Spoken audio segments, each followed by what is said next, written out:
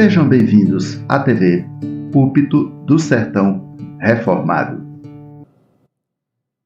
Todos juntos, sem problema, com calma. Se você quiser ler para não ter um desencontro aí na versão ou na versão, pode olhar para a tela. Tendo eu ouvido estas palavras... Espera aí, gente. Primeiro versículo, correto? Primeiro versículo, perdão. Fui eu que direcionei vocês erradamente. Primeiro versículo, vamos lá. As palavras de Neemias, filho de Acalias, no mês de Quisleu, estando eu na cidade de Suzã, veio Anani, um de meus irmãos, com algum de Judá. Então lhes perguntei pelos judeus que escaparam, que não foram levados para o exílio. Disseram-me, os restantes que não foram levados para o exílio e se acham lá na província, estão em grande miséria e desprezo. Os muros de Jerusalém e suas portas queimadas. Tendo eu ouvido estas palavras, assentei-me, chorei e lamentei por alguns dias, e estive jejuando e orando perante o Deus dos céus. E disse: ó Senhor, Deus dos céus, Deus grande e temível, que guardas a aliança e a misericórdia para com aqueles que te amam e guardam os teus mandamentos. Somente a igreja, prossiga.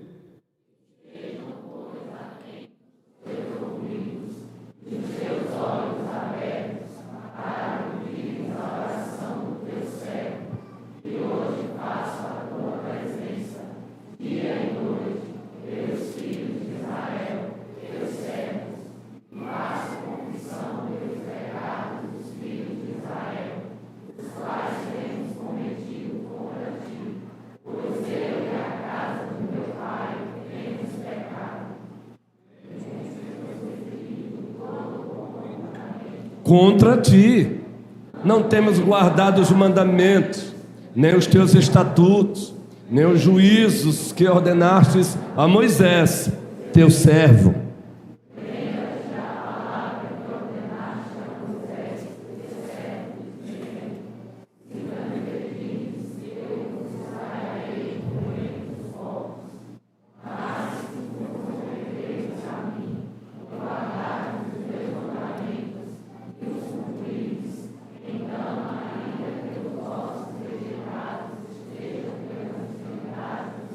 Prossigamos.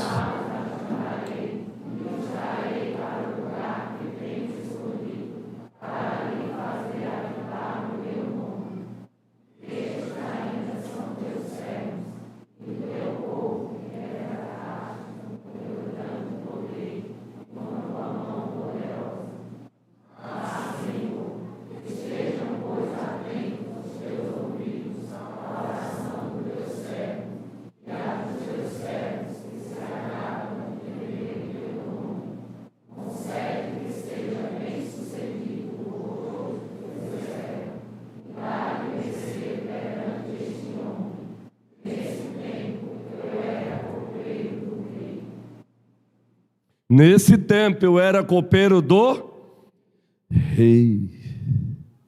Na manhã deste dia, estando nós aqui, realizando e praticando a nossa escola bíblica dominical, ministrando a nossa pastoral,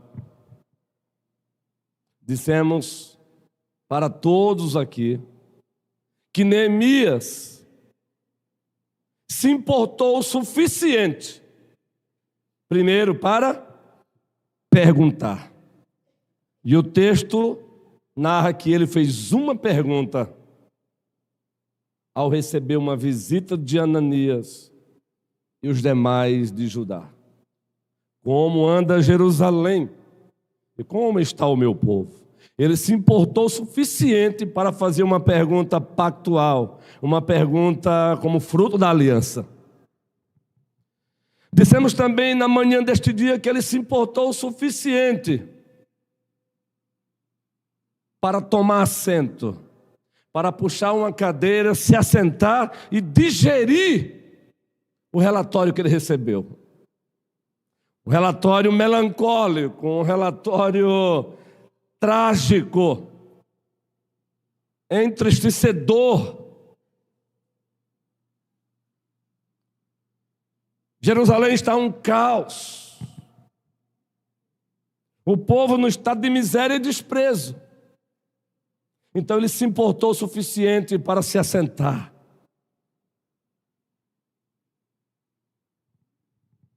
Se assentar ali significou parar, digerir e refletir e dar atenção. Dissemos também que ele se importou o suficiente para, em seguida, chorar. Ele chorou com aquele relatório. Diz o narrador que ele chorou. Aliás, é o próprio Neemias dizendo: assentei-me e chorei.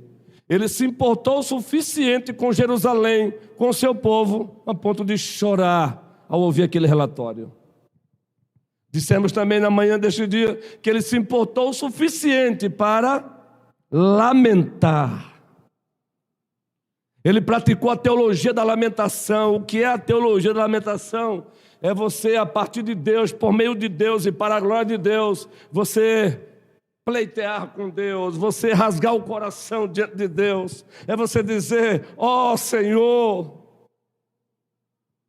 ó Senhor, está difícil.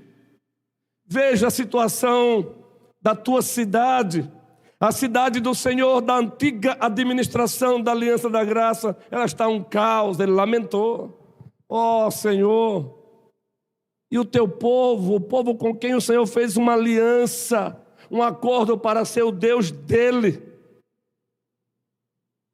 para que esse povo te servisse, está num desprezo e miséria. Ele lamentou, ele se importou o suficiente para lamentar.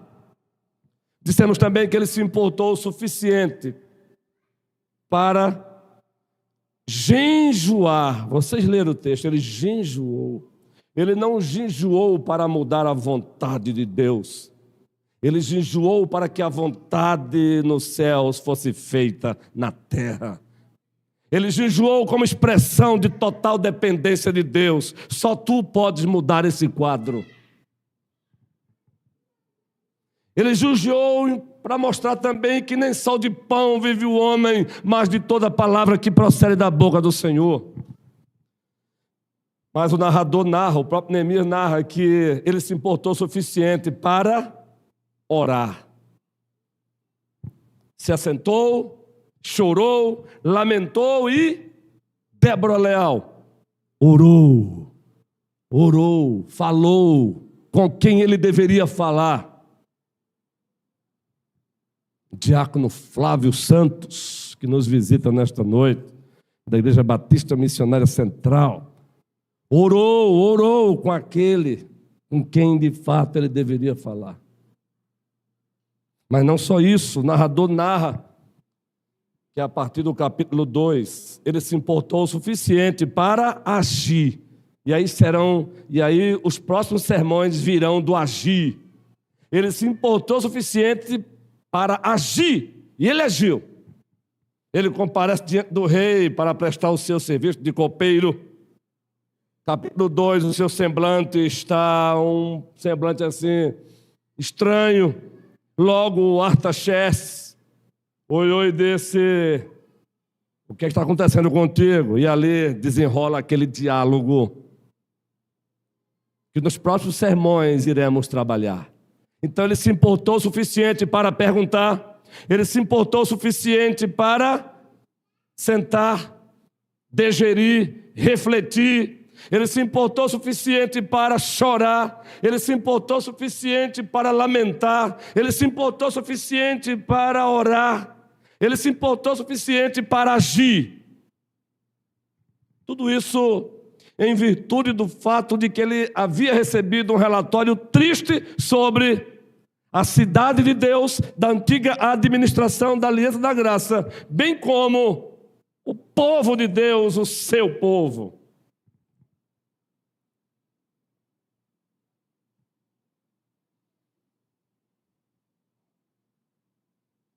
Agora preste bem atenção.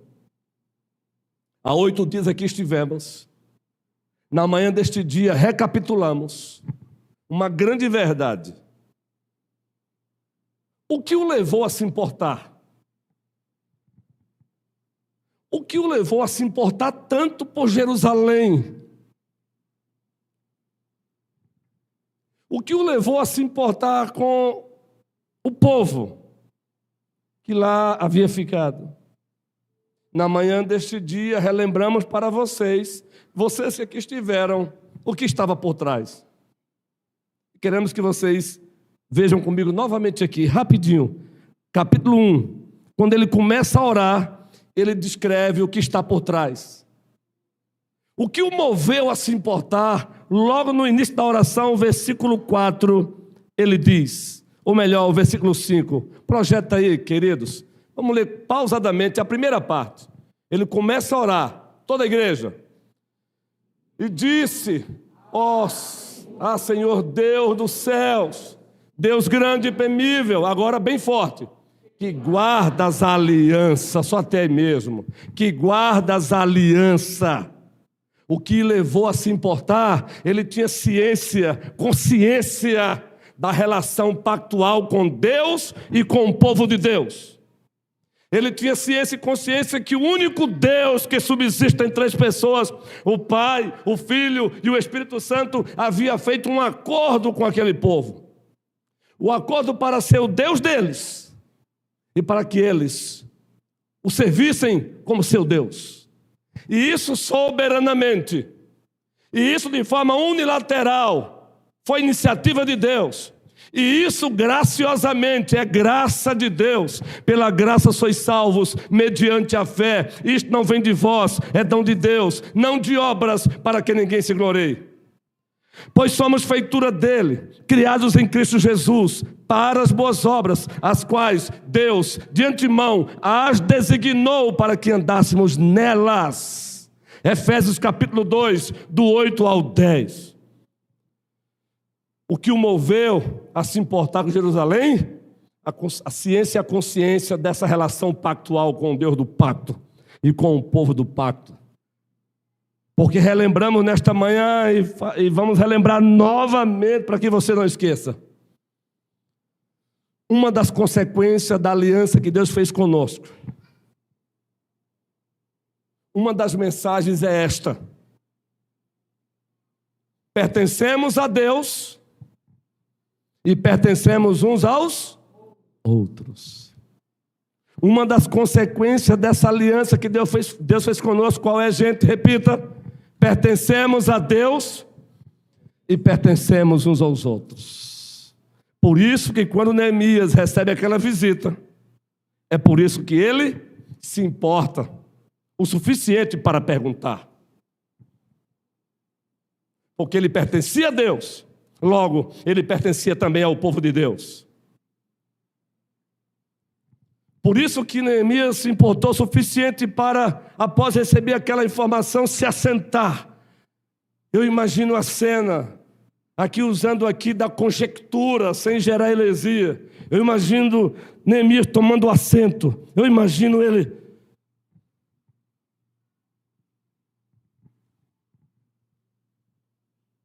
Ele se importou o suficiente para chorar, ele chorou, e Cristo disse: bem-aventurados que choram, porque serão consolados. O famigerado, o famoso, o eficaz e eficiente Sermão do Monte. O nosso Senhor disse: bem-aventurados que choram, porque serão consolados.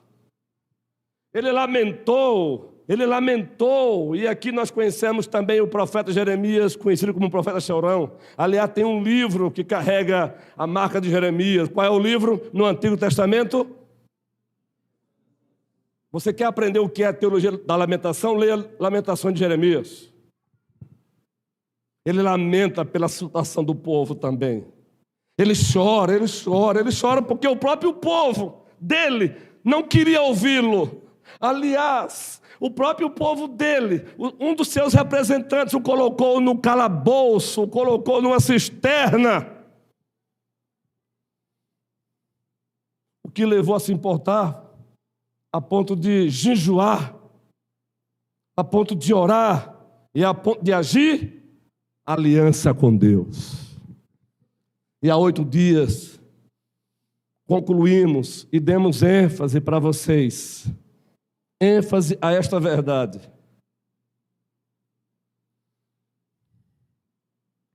A doutrina do pacto, a doutrina da aliança, a ciência e a consciência de que Deus fez uma aliança conosco, logo pertencemos a Deus e pertencemos uns aos outros. Não permite cristianismo solo, não permite ovelha sem rebanho e não permite crente sem. Agora, vamos ver se vocês memorizaram. A doutrina da aliança não permite, primeiro, um cristianismo, uma ovelha sem e um crente sem. Agora só a igreja. Vamos lá, enquanto eu lubrifico as minhas pregas vocais. Vamos lá.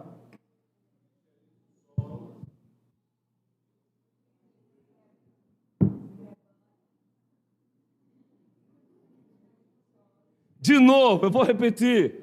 A doutrina do pacto, da aliança, não permite, número 1, cristianismo solo, ovelha sem rebanho e crente sem igreja.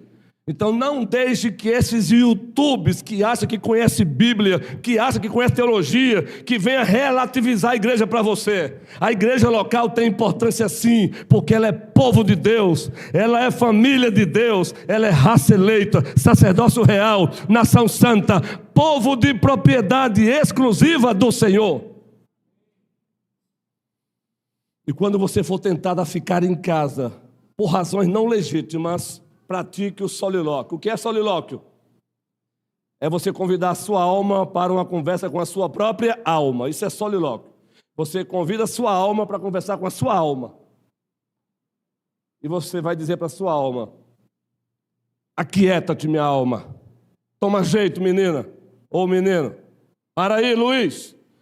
A doutrina da aliança não permite cristianismo solo. A doutrina da aliança não permite ovelha sem rebanho. A doutrina da aliança não permite crente sem igreja. Cuidado com as ideologias que nascem das entranhas do diabo. Se tem uma coisa que o diabo odeia é Cristo e a noiva de Cristo. Por isso que ele levantou pastores. Atos 20, 28. Olhai por vós e por todo o rebanho, sobre o qual o Espírito Santo vos constituiu bispo, pastores, presbíteros, termos intercambiáveis, para pastoreardes a igreja de Deus, a qual ele comprou com seu próprio sangue. Vocês são preciosos para Jesus Cristo. Vocês são preciosos pelo fato de pertencerem a Ele. O valor está nele.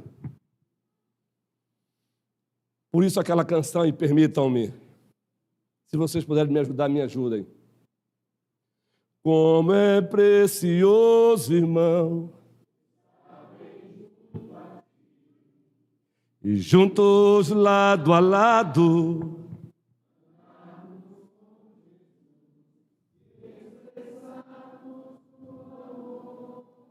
que um dia Ele nos, pelo sangue, sua vida trouxe a nós. Agora,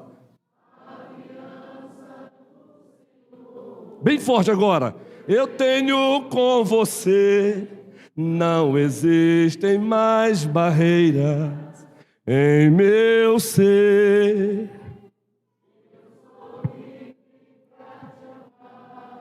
Para te aceitar e para te perdoa.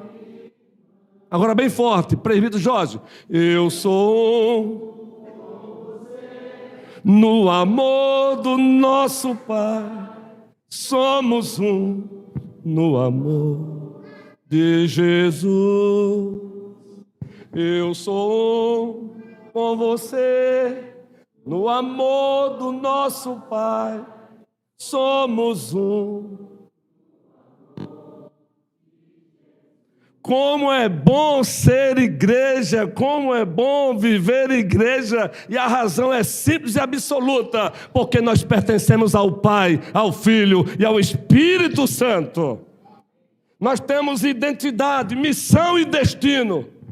Sabemos de onde viemos, o que estamos fazendo aqui e para onde estamos indo. Louvado seja o Senhor, Janai.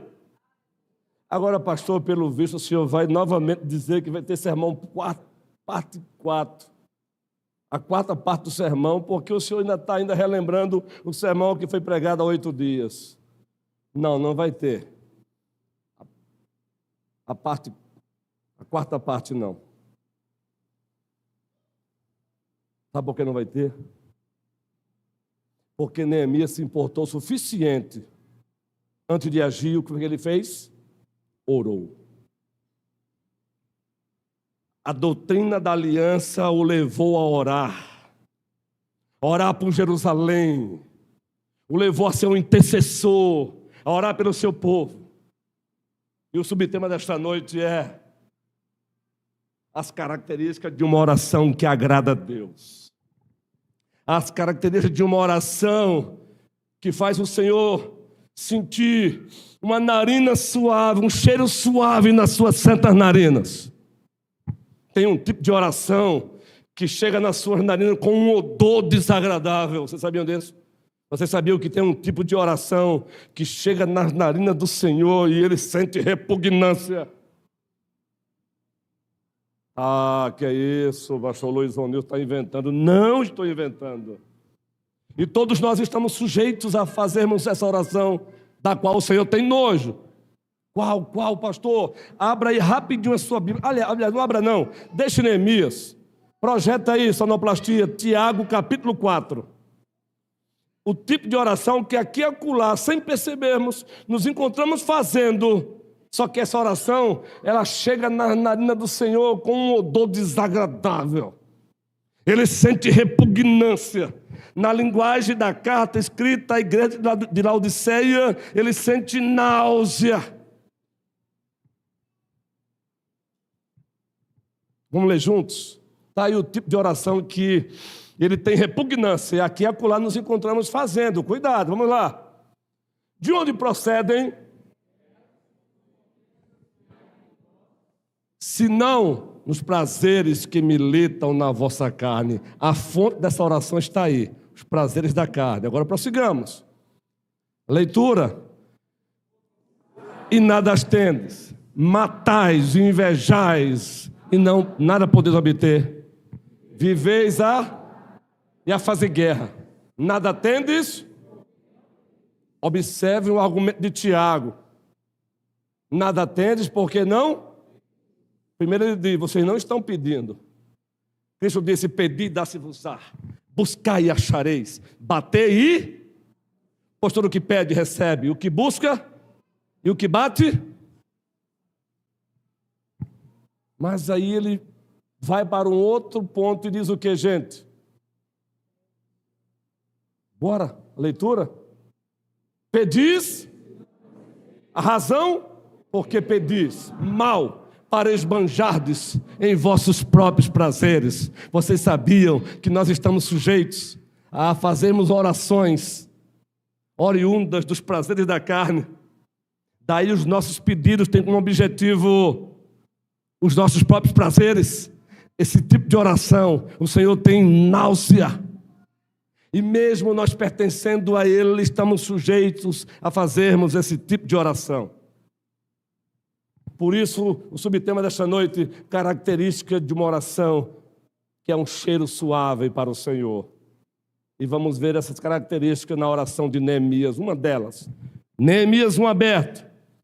Vamos começar primeiro, novamente, pelo versículo 5. Vamos lendo aí.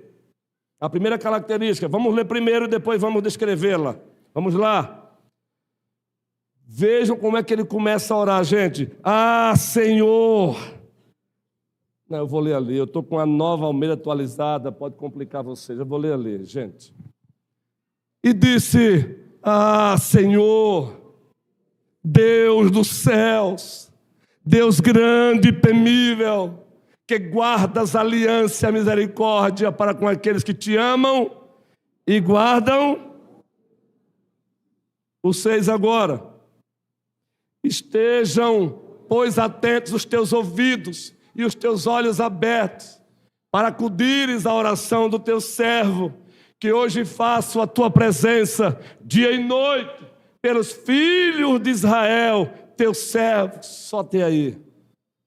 Primeira característica de uma oração que chega nas narinas do Senhor, que ela sobe, ela adentra do santo celestial e o cheiro é suave para o Senhor.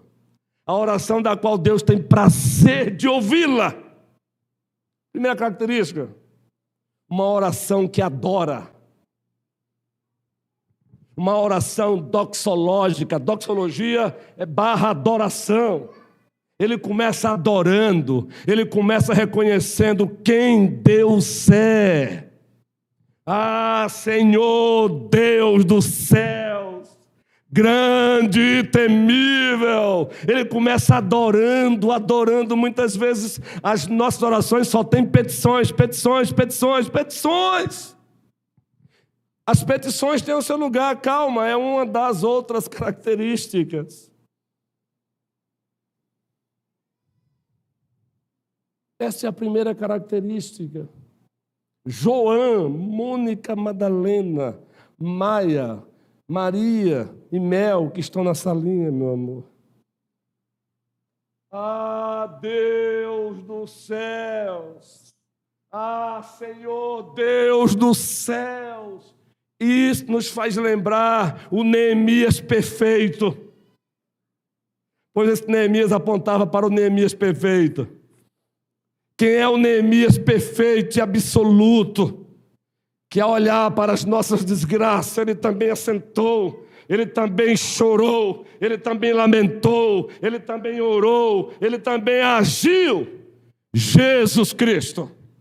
E esse Neemias perfeito, em Mateus 6, nos ensina a orar. E observem que o primeiro ponto da oração começa assim, toda a igreja.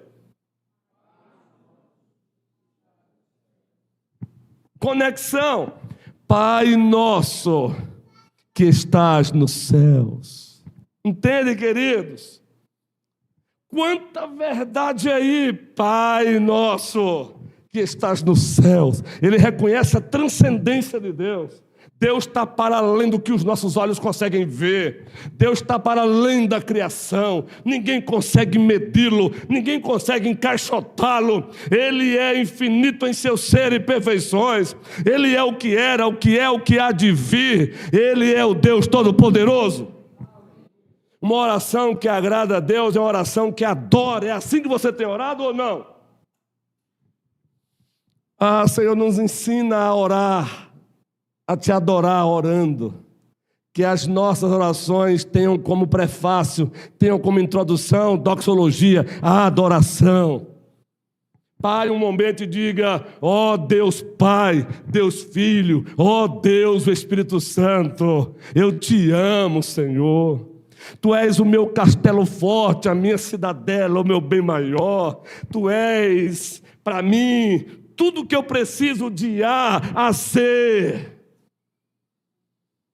Tu és a minha herança, Tu és o meu tesouro, Tu és o meu porto seguro, Tu és o meu destino, Tu és a minha origem, Tu és a minha identidade, Tu és a minha missão, Tu és. Mas aí o perfeito Neemias, em Mateus 6, nos ensinando a orar, ele prosseguiu. As 3 primeiras petições são verticais. A igreja conhece. Qual é a primeira petição? O prefácio: Pai nosso que está nos céus. A primeira petição. Que é isso? Não. A primeira petição. Já foram para o venha nós, menina. Calma.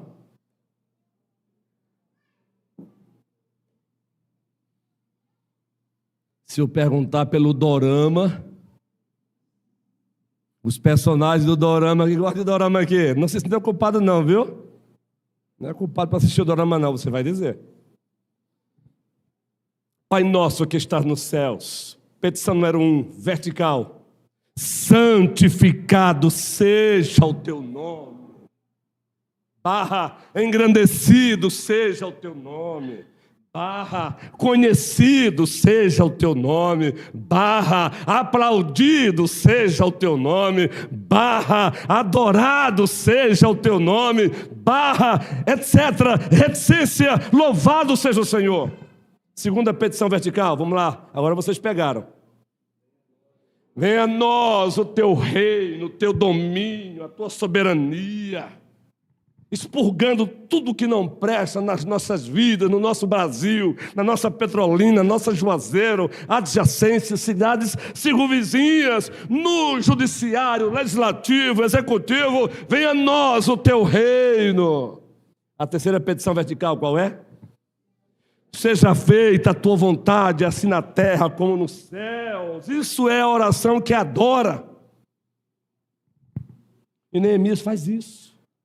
Segunda característica, a hora avançou, eu não posso levar para o sermão parte 4, não. O bom senso diz, para por aí. No outro momento você volta para Neemias 1 e vai para outro viés aí teológico, bíblico, outras lições. Não é? Perceberam agora? Agora a segunda parte, a segunda característica de uma oração que agrada ao Senhor. Paramos aonde? No versículo 6, correto? A última parte. Mas para compreendermos, vamos lendo do versículo 6. Toda a igreja. Só a igreja, leia, por favor.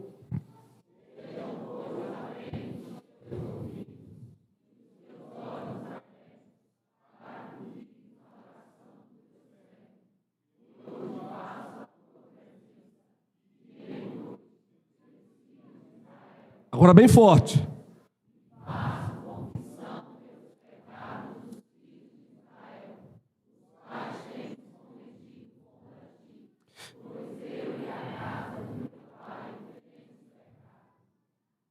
Prossigamos.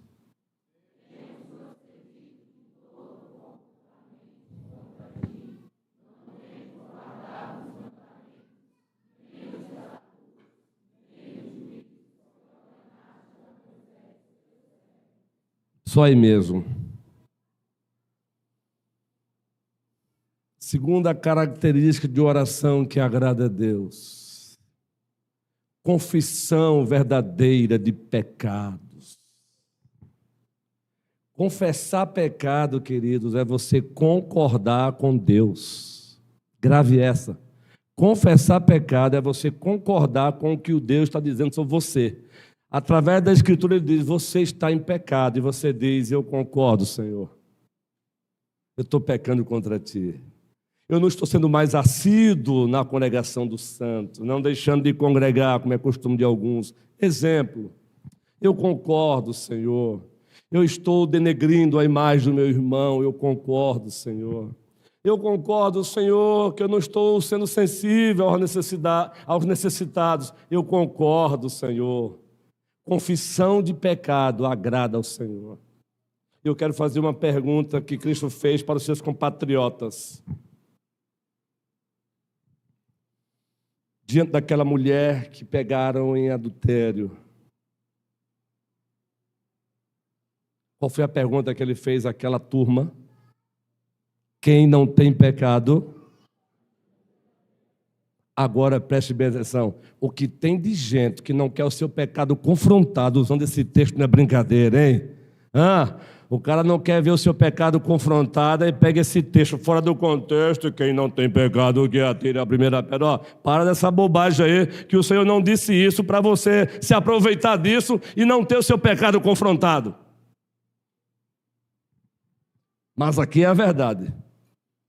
Para você não achar que só o outro peca e você não.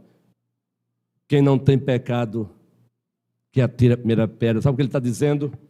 Todos vocês pecam em pensamentos, palavras e ações. Sabe o que ele está dizendo?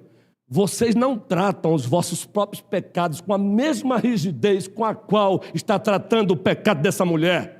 O Senhor não estava aqui passando panos no pecado daquela mulher. Ele só estava dizendo, vocês não tratam os vossos pecados com a mesma rigidez com a qual vocês querem tratar o pecado dela. Então ele diz, quem não tem pecado, atire a primeira pedra. E aí ele se agacha e ele começa a escrever. E segundo os comentaristas, os hebraístas, os especialistas em Bíblia, eles conjecturam, alguns acham que naquele momento que ele começa a escrever, ele está escrevendo pecados de muitos que estavam ali.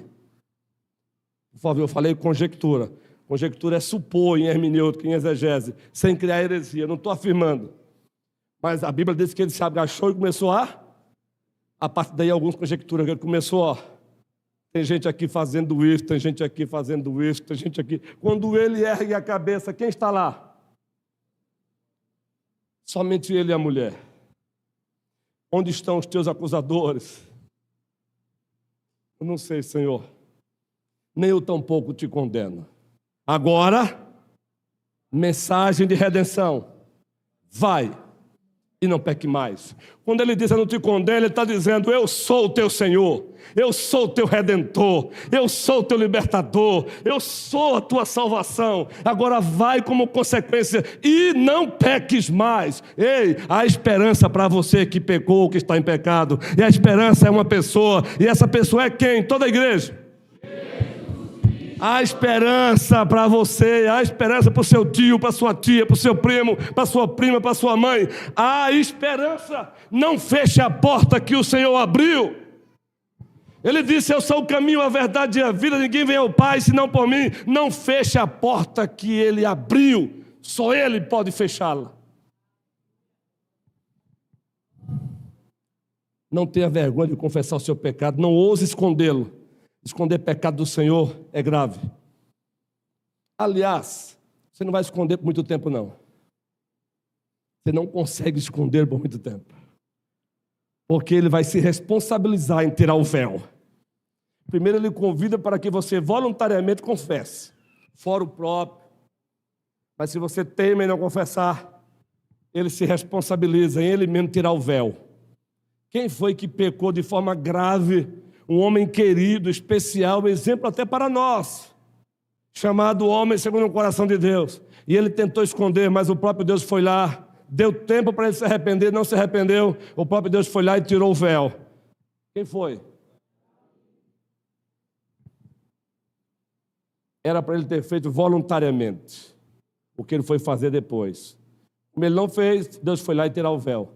Não esconda o pecado dele, porque na hora certa ele tira o véu. Agora, por favor, ele não tira o véu para te humilhar. Ele não tira o véu para te destruir. Ele não tira o véu para te maltratar. Ele tira o véu para te curar. Ele tira o véu para dizer, você está doente, eu sou a cura. Por isso, Davi, quando Deus tira o véu do pecado dele, ele diz o quê?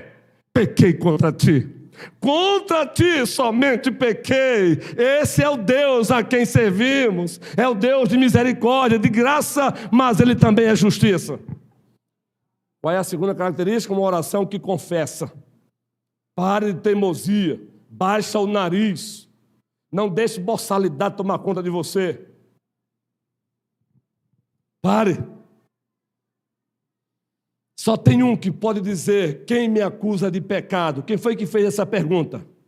Jesus. Quem de vocês me acusa de pecado? Ninguém falou nada. Sabe por quê? O escritor aos Hebreus disse, ele foi tentado em todas as coisas, mas ele não pecou. O nosso segundo Adão passou pelo mandato probatório e foi aprovado. É por isso que hoje estamos aqui, porque ele venceu por você, ele venceu por mim, ele venceu por nós, Jesus Cristo.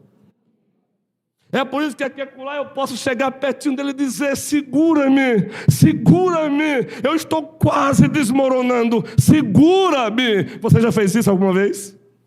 Não me venha com essa não, que se você não fez, não reconheceu. Segura minhas mãozinhas, Senhor, segura os meus pés, que eu estou, hoje eu amanheci com o pé querendo sair do trilho. Acontece isso contigo ou não? Se não acontece, você não entendeu, é ou não é, gente? Senhor, segura meu pé, Senhor. Ele hoje amanheceu assim, ó. Aí ele faz isso com perfeição, gente.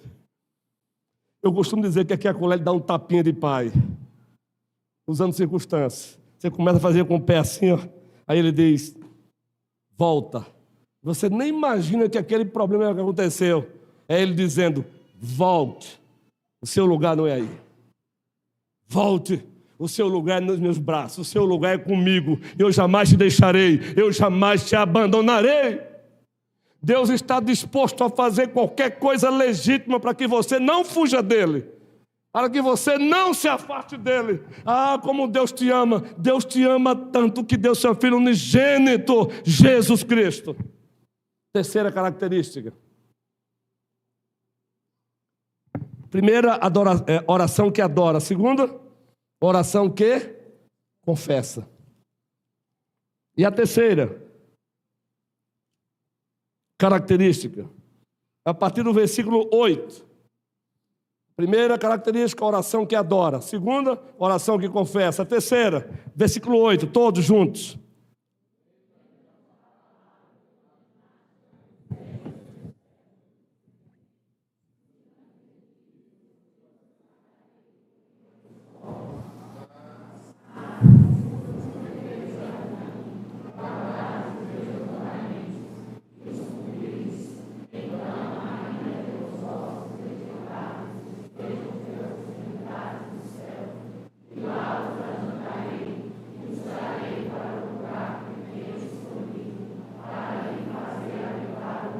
Só até aí mesmo. Terceira característica de uma oração que agrada a Deus.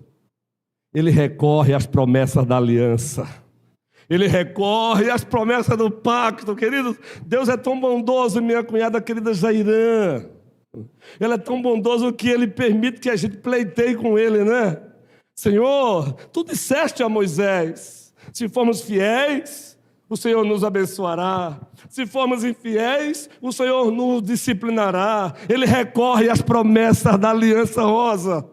Ele recorre aos termos do pacto. Deuteronômio 28 está lá. Ele recorre à aliança de Deus. E como Deus tem prazer, Marta, Vívia, quando um filho ou uma filha dele se aproxima e diz, lembra-te das tuas promessas. Lembra-te das tuas promessas. Foi o Senhor que fez esse pacto. E o Senhor disse, se eu for fiel, o Senhor me abençoaria.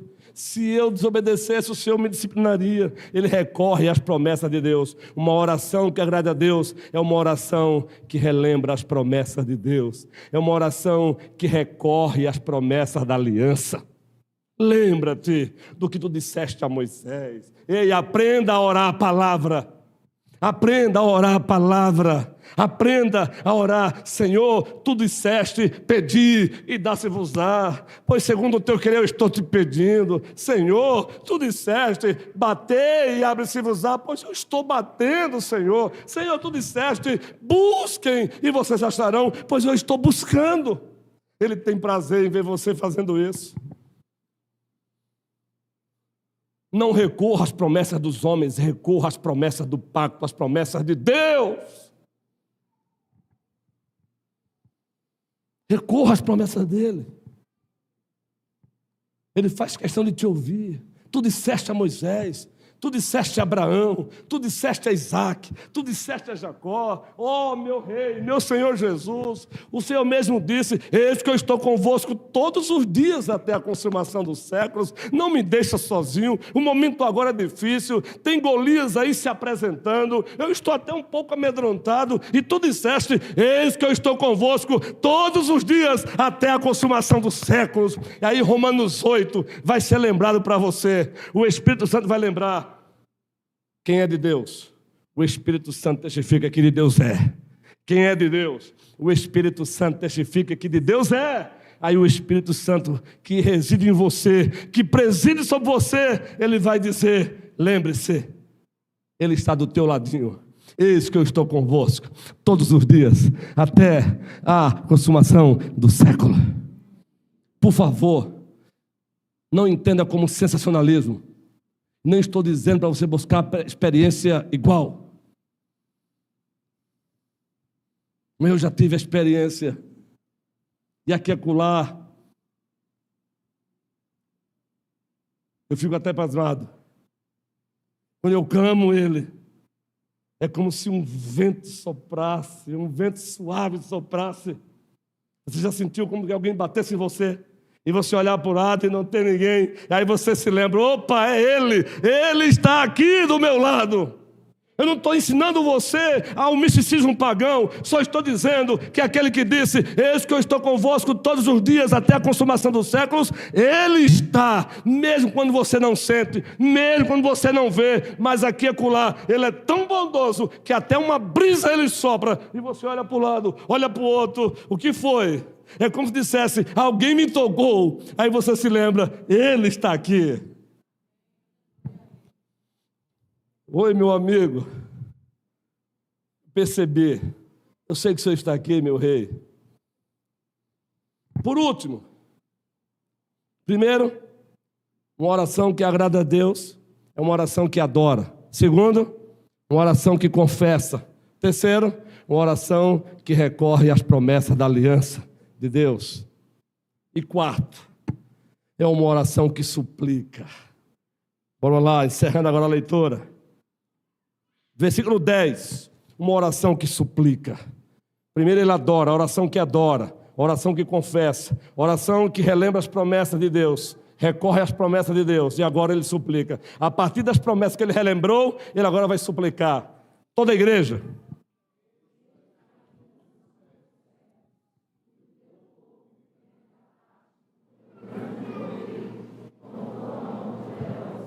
Ah, Senhor!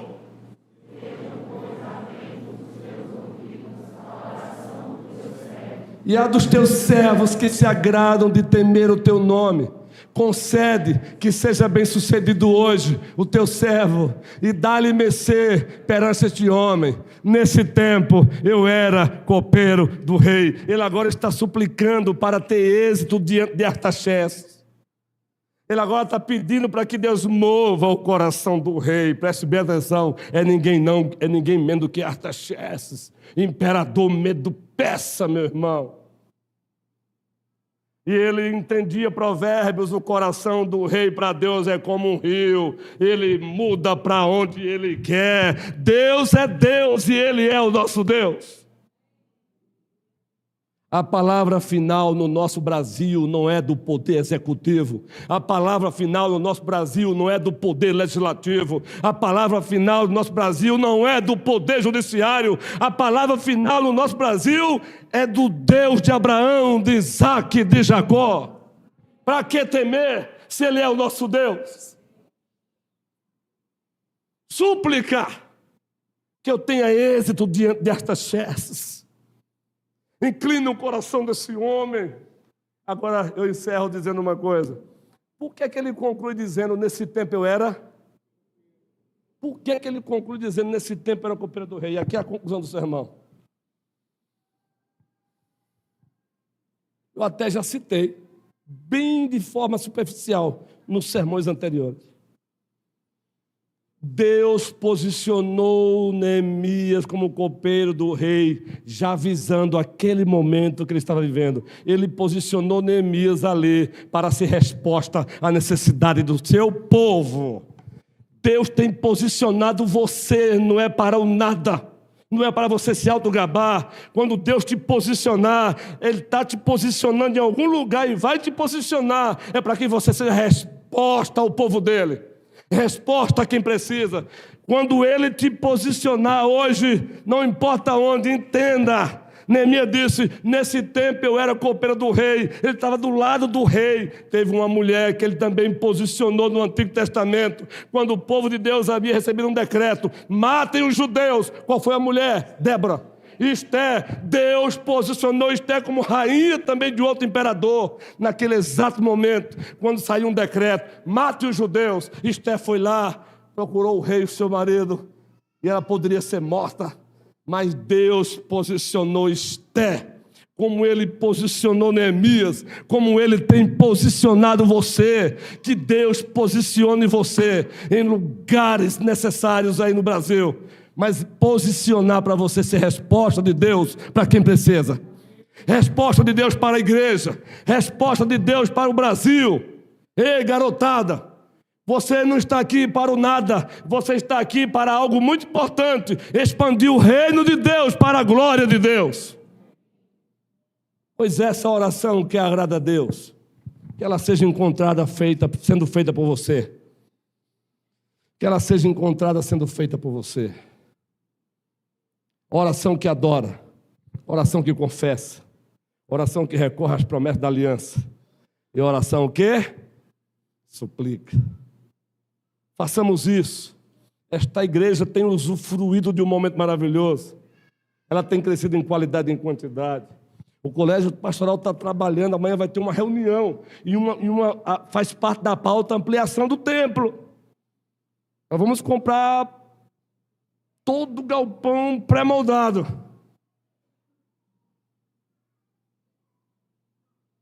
Nós vamos comprar para que mais e mais pessoas conheçam o Deus do pacto, conheçam o Deus da aliança, conheçam o único caminho e a verdade e a vida, Jesus Cristo.